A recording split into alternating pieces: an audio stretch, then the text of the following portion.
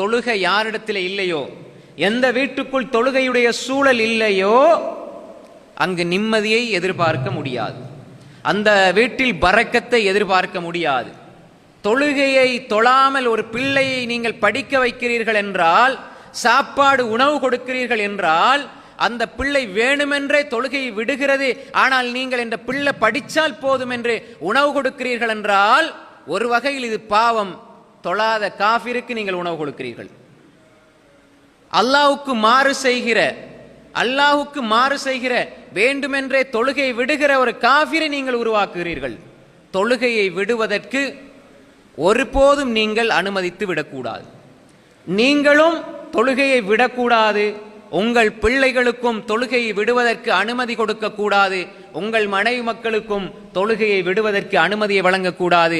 இது உங்கள் குடும்பத்தில் இருக்கிற நிம்மதியை சீர்குலைத்து